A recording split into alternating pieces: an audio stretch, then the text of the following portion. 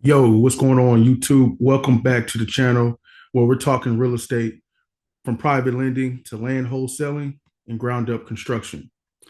Today's video, I really want to talk to you about how to utilize land wholesaling, new construction, and private lending, how you can map out the next 3, 4 years of your life in terms of how you're going to navigate with real estate and investing, right? And so the reason I pretty much talk about wholesaling land along with ground up construction and private lending is all three go together. And what I mean by that is obviously if you want to do new construction, right? If you want to build subdivisions, you want to build townhomes, condos, duplexes uh, in your respective markets, right? You're going to have decent credit. You're going to have some liquidity, right? And you're going to have some experience. And there are firms out here, private lending firms that do new construction loans for investors, like first time builders, right? And what I mean by that experience is having somebody on your team, a GC, who has, built a lot of properties for other investors. Okay. So how do you navigate this, right? How do you go from going from wholesaling land to ultimately building houses, or doing both? So when you're wholesaling land, this is what you should be learning.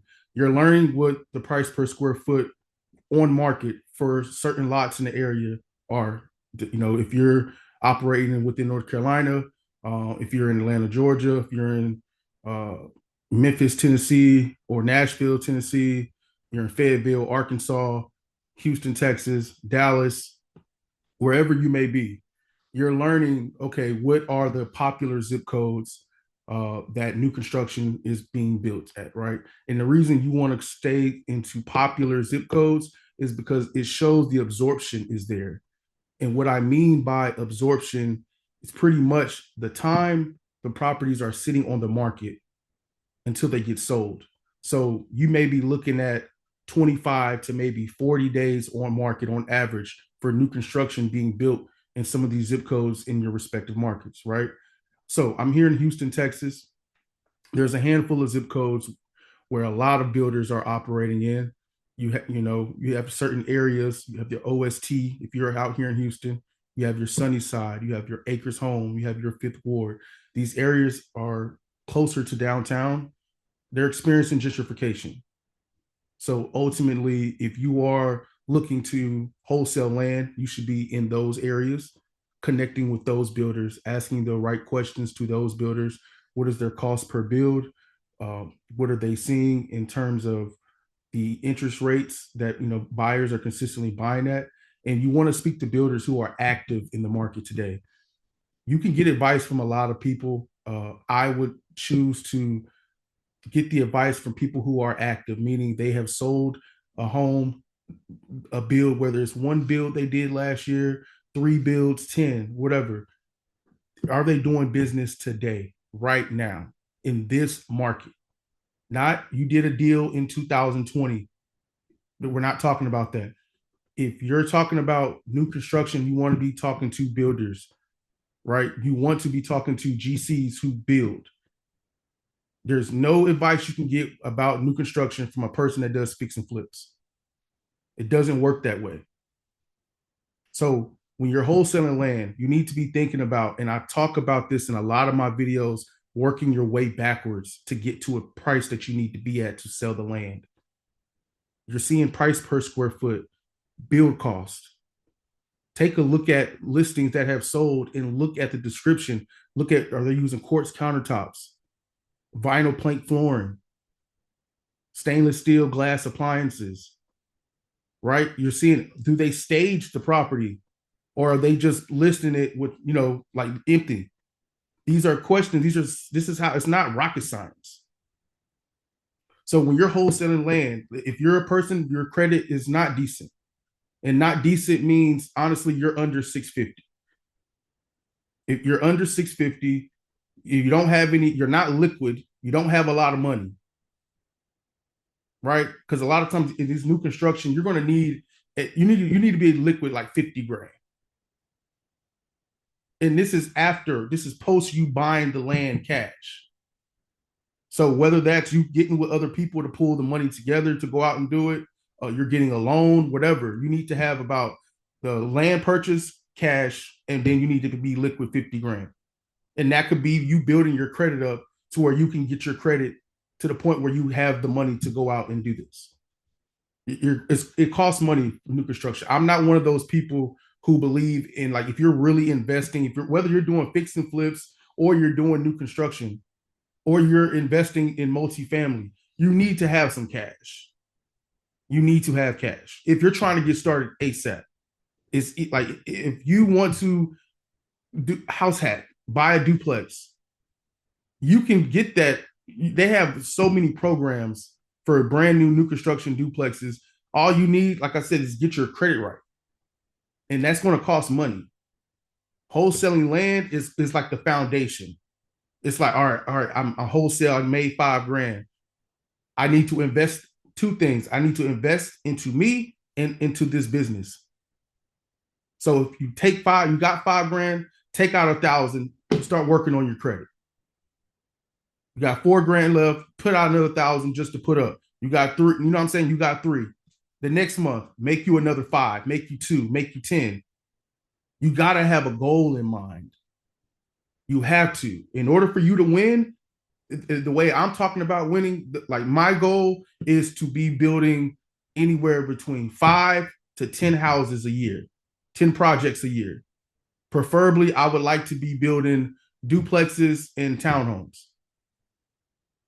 Some of these lots that I get under contract, I would love to partner with a builder versus wholesaler and make 5 grand, 7 grand, 10 grand. When the builder, when they buy it and when it's all said and done and project sold, they're making north of $100,000. You see what I'm saying? It makes more sense to do it that way. So when you're talking about getting a loan for new construction, okay, these are typically going to be interest only or non-Dutch.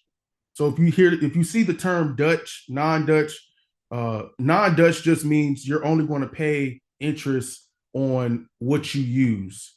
For Dutch financing, whatever your loan amount is, you're going to start paying that. You're going to pay the interest on that immediately.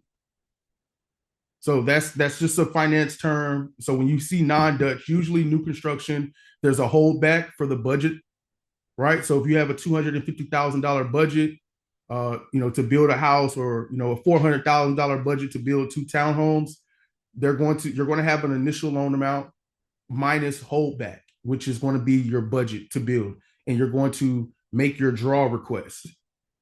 Okay, so when you are, let's say your permits are good to go, you're ready to break ground. Okay, you're going to make your first draw request in order for you to maybe bring in dirt to get the land ready to lay foundation, plumbing, whatever. And you're going to make draws. After that's done, take your pictures, upload it to whatever portal, or the lender might require an inspection, so to send somebody physically out to check the property.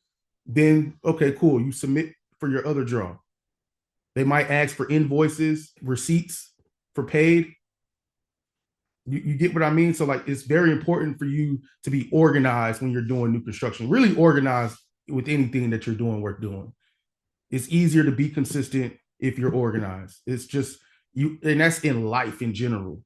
When you wake up in the morning, make your fucking bed up, clean your room, clean your bathroom, taking your clothes out the night before, it makes everything easy because it's organized.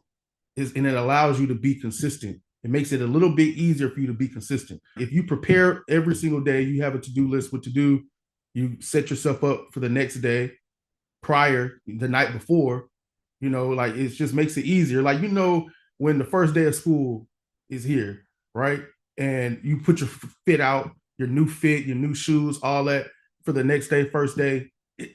How smooth is it, or it used to be, going to school the first day of school? It seemed like the morning was just smooth because you got prepared the night before. You went to bed early, like you were excited. That's how you have to treat this type of business every single day. You got to find something to be excited about.